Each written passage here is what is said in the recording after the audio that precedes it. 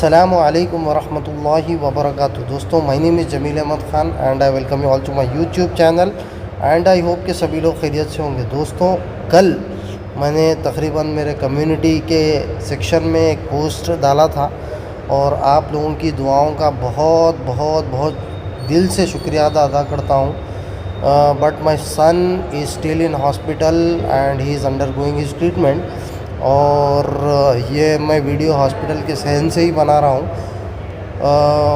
तो मुझे थोड़ा टाइम मिला, इसीलिए मैं ये वीडियो बना रहा हूँ। कल मैं वीडियो नहीं बना सका क्योंकि जो है मुझे टाइम नहीं मिल सका। तो आज थोड़ा बहुत टाइम मिल गया तो सोचा कि चलो आप लोगों की खिदमत में एक वीडियो बना देंगे। और ये वीडियो जो है इस हफ़्ते में हमको ट्रेड कैसा प्लान करना है, क्या क्या वो हालात होंगे, और ये हफ्ते में सिर्फ़ और सिर्फ आज का दिन तो चले गया, अगले 3 दिन 4 दिन में से एक दिन छुट्टी है because of the Maharashtra elections, वो कि 20 नवंबर को छुट्टी है। तो 20 नवंबर के दिन मार्केट बंद रहेगी। इसके 3 दिन की जो ट्रेडिंग की सेशंस है उसमें हम लोग कैसा प्लान करेंगे और वो क्या क्या चीज़ें हैं जो मार्केट को इम्पैक्ट डाल सकते हैं, वो सारी चीज़ों का इस वीडियो में मैं डिस्कस करूँगा। तो वीडियो को एंड तक ज़रूर देखना और मेरे लिए दुआ करना, मेरे हालात के लिए दुआ करना। मैं जो भी जो है दुआ कर रहे हैं मेरे लिए, मैं उनका फिर से शुक्रिया अदा करता हूँ। तो without wasting any time we will start our video. तो दोस्तों, सबसे पहले बात करते हैं आज के दिन की। तो आज निफ्टी 50 में हल्की सी गिरावट हमको देखने को मिली, फ्लैट टू नेगेटिव 0.34% की जो गिरावट है वो निफ्टी 50 में देखने को मिली। और अगर आप देखेंगे जो स्टॉक्स है निफ्टी 50 के, जो टोटल जो निफ्टी 50 के स्टॉक्स है उसमें से निफ्टी 50 में तो हल्की सी गिरावट, लेकिन बैंक निफ्टी पॉजिटिव में क्लोज हुआ। आईटी में बहुत ज़बरदस्त गिरावट, 2% की गिरावट आईटी में देखने को मिली। उसके बाद ऑटो, मेटल, अगर आप देखेंगे मेटल, उसके बाद ये सारे जो जितने भी हैं, एफएमसीजी है, उसके बाद पीएसयू बैंक है, प्राइवेट बैंक है, ये जो है जितने भी हैं निफ्टी नेक्स्ट 50 मिड कैप, ये जितने भी है फ्लैट टू पॉजिटिव में क्लोज हुए।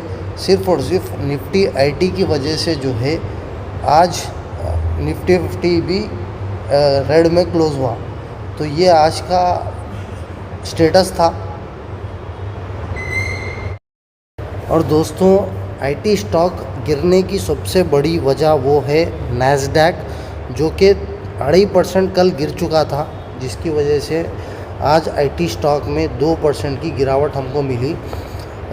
और अगर आप देखेंगे डाउ फ्यूचर्स भी नेगेटिव में है, और सारे जो इतने भी ग्लोबल मार्केट्स है, अगर आप देखेंगे डाउ, एसएनपी, निक्की और सीएसई, ये जितने भी है ये नेगेटिव में है।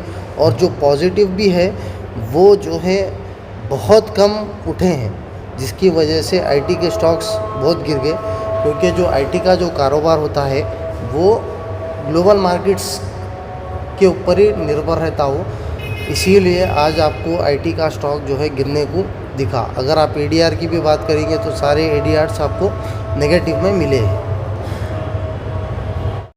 नेक्स्ट पॉइंट की पे आएंगे तो इज़राइल ईरान का जो वार है वो तो कंटिन्यूसली 1 साल से चलता ही जा रहा है।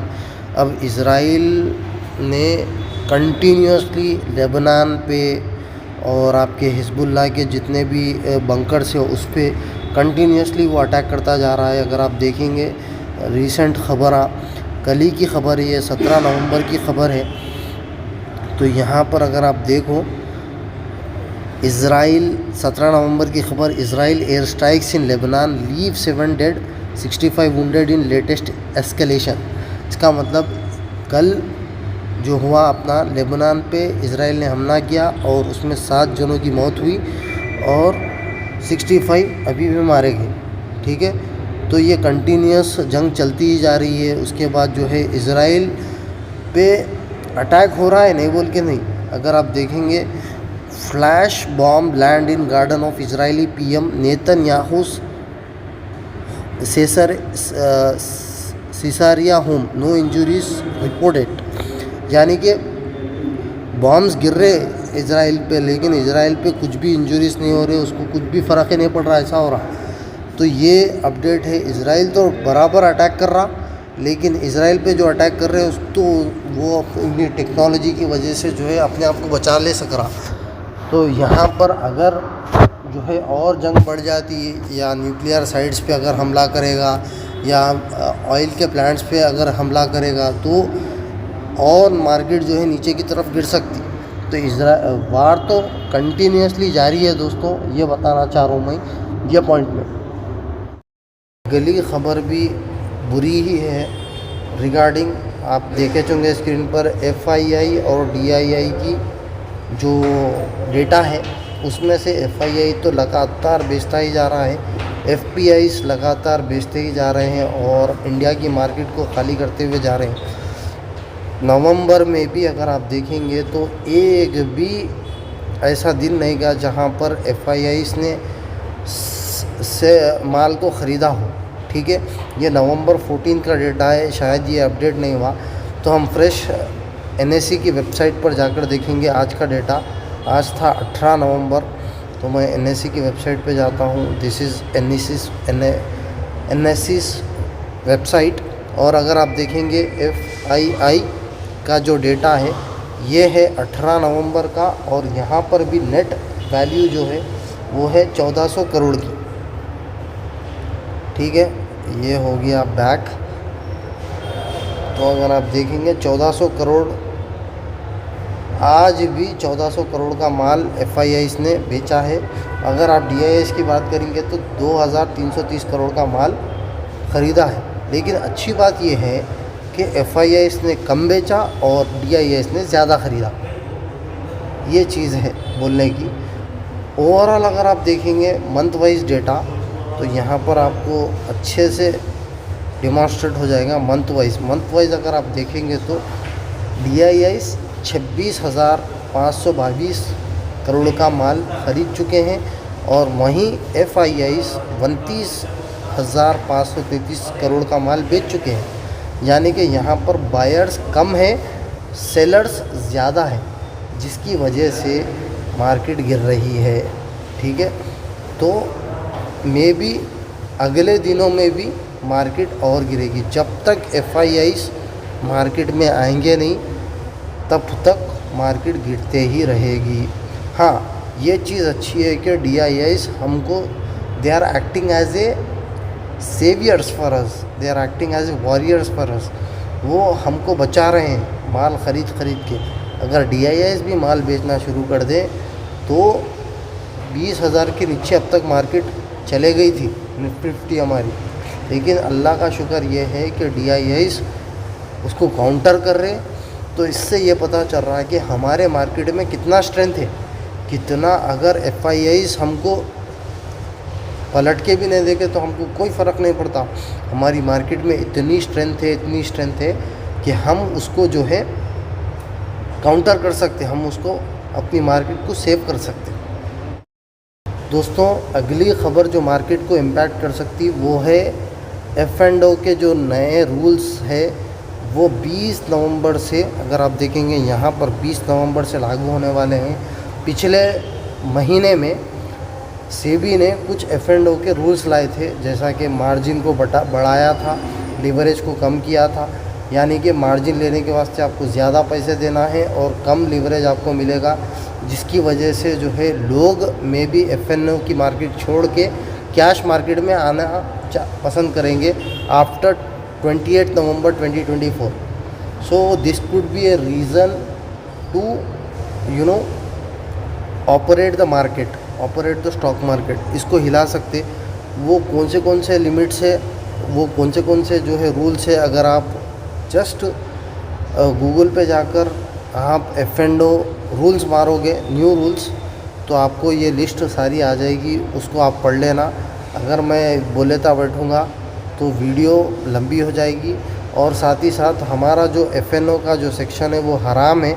हम एज ए मुस्लिम F&O में ट्रेड नहीं कर सकते, इसीलिए मैं ये चीज़ को यहीं ख़त्म करना चाहूँगा। ठीक है, क्योंकि हम डील करते हैं कैश मार्केट में, तो हम कैश मार्केट की ही बात करेंगे और FNOs को हम लाइट लेंगे। Foreign futures and options derivatives, this is not our cup of tea. ठीक है। खतरे की घंटी वो है डॉलर रुपी इंडेक्स। ठीक है, ये जो है डॉलर स्ट्रांग होता चले जा रहा, रुपी वीक होता चले जा रहा, जिसकी वजह से जो रुपी का जो प्राइस था वो ऑल टाइम हाई को क्रॉस कर चुका है। 84.40 ये अपर लिमिट थी, उसको हाल ही में इसने तोड़ा है। इसका मतलब ये है कि ये एक इंडियन स्टॉक मार्केट को एक ख़तरे की घंटी मिल रही हो सकती है और इसकी वजह से स्टॉक मार्केट एक्स्ट्रा पुश, जो नीचे गिर रहा है वो उसको एक्स्ट्रा पुश मिल रहा है। और ये भी एक एरिया ऑफ कंसर्न है तमाम इन्वेस्टर्स के लिए और तमाम स्टॉक मार्केट के एक्सपर्ट्स के लिए और तमाम रिटेल इन्वेस्टर्स के वास्ते भी। दोस्तों, अगली जो खबर है जो मार्केट में इम्पैक्ट डाल सकती वो है महाराष्ट्र असेंबली इलेक्शंस, जो कि 20 नवंबर को पोलिंग है और 23 नवंबर को रिज़ल्ट है।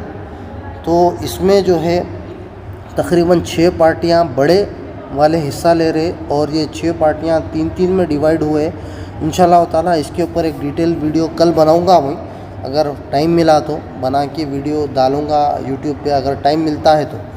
नहीं तो जो है इसमें अगर आप देखेंगे थोड़ा नीचे, तो यहाँ पर अगर आप देखेंगे जो अलायंसेस है, अब इसमें 3 के अलायंसेस है, एक महायुति है, एक महाविकास अघाड़ी है।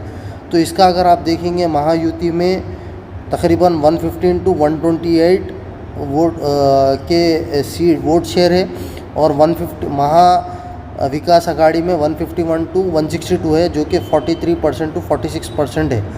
तो ये बराबरी का मसला चल रहा है यहाँ पर। ये पोल्स है, ये एग्ज़िट पोल्स जो बोलते हैं ना वो है, लेकिन अभी बोल नहीं सकते क्या हो सकता। तो ये इलेक्शन भी स्टॉक मार्केट में एक अच्छा खासा इम्पैक्ट डाल सकता है, कहीं को इम्पैक्ट डाल सकता है, क्योंकि जो महाराष्ट्र का जो स्टेट है वो स्टेट दोस्तों वो जो है सेकंड लार्जेस्ट स्टेट है as per the elections, as per the, पहले है यूपी, दूसरा है महाराष्ट्र।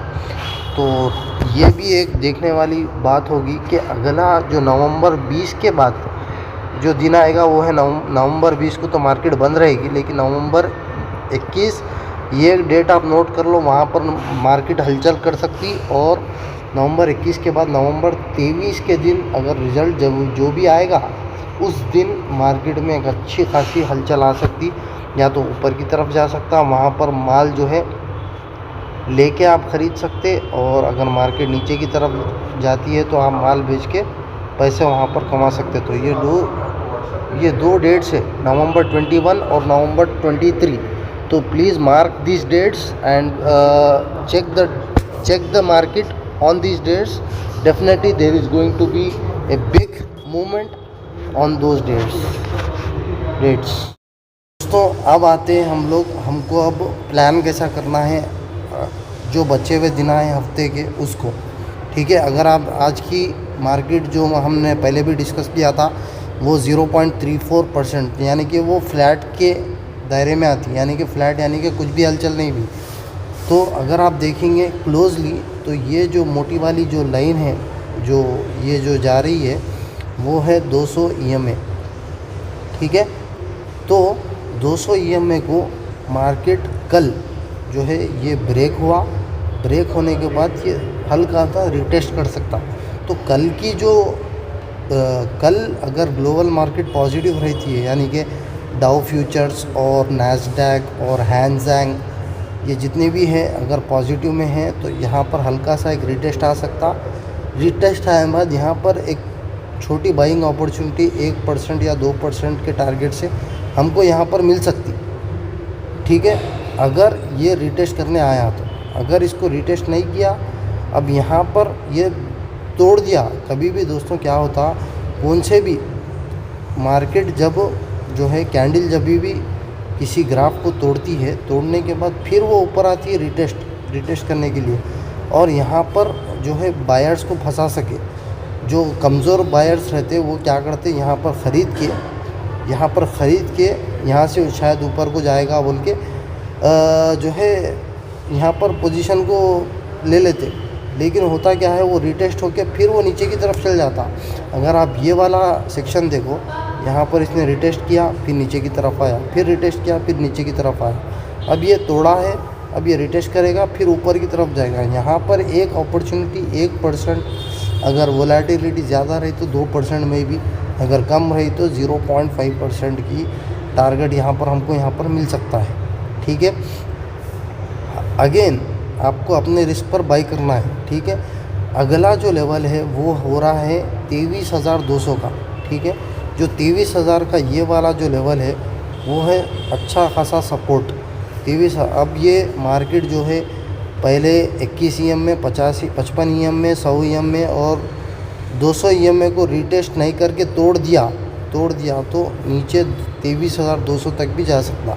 तो अगर नीचे की तरफ भी जा रहा है तो हमको भी अपॉर्चुनिटी है एक, यहाँ पर भी शॉर्ट करके 23,200 के मार तक हम लोग यहाँ पर कमा सकते। ठीक है, शॉर्ट करके अगर आपकी होल्डिंग की पोजीशन है तो होल्डिंग बनाए रखो, उसको शॉर्ट करो। अगर अच्छी मोमेंटम दिखी आपको तो शॉर्ट करके 1% 2% निकालते रहो।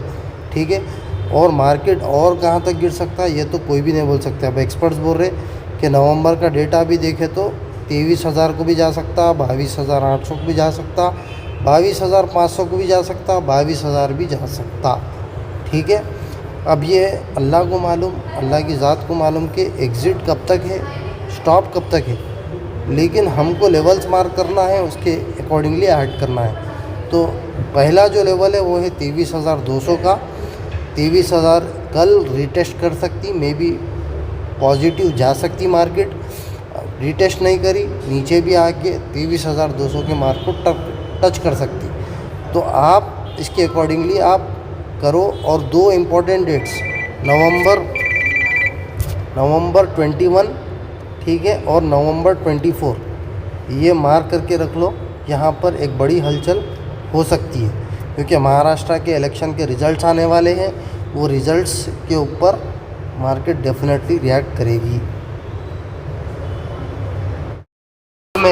मैं वीडियो को ज़रा समराइज़ कर दूं और आप नोट्स भी बना ले सकते हैं इसकी, तो आप नोट्स बना के उसके हिसाब से ट्रैक कर सकते हैं आपको क्या क्या चीज़ें देखना है।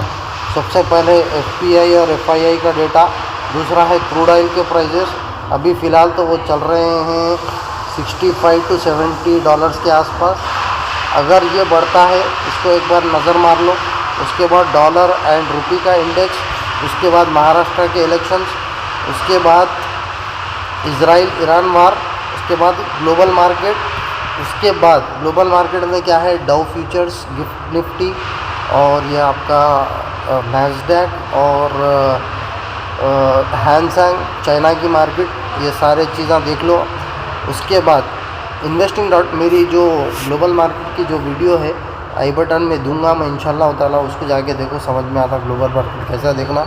उसके बाद 2 इम्पॉर्टेंट डेट्स दिया हमें, वो है नवंबर 21 और दूसरा है नवंबर 25। नवंबर 25 इसलिए बोल रहा हूँ मैं कि 24 को जो है संडे आ रहा, इसीलिए आप जो है नवंबर 25 को मंडे आ रहा, तो नवंबर 25 को डेफिनेटली मार्केट विल रिएक्ट। तो ये 2 डेट्स आप वो कर लो। तो that's it from my side. मैं उम्मीद करता हूँ आपको ये सारी चीज़ें समझ में आ गई होगी। और मैं फिर से आप लोगों से शुक्रिया अदा करता हूँ आपका कि आपने मेरे लिए दुआ किया। ये मेरे लिए बहुत बड़ी बात है। अल्लाह आप सभी लोगों को जज़ाए खैर दे इसके ऊपर, और मैं भी आप लोगों के लिए दुआ करूँगा। ऐसे ही आप मेरे लिए दुआ करते रहिए और खुश रहिए, हंसते खेलते रहिए, मुस्कुराते रहिए और अपने सेहत का खूब ख्याल रखिएगा। और मैं मिलता हूँ अगली वीडियो में, तब तक के लिए अल्लाह हाफिज़। अस्सलामु अलैकुम व रहमतुल्लाहि व बरकातुहू।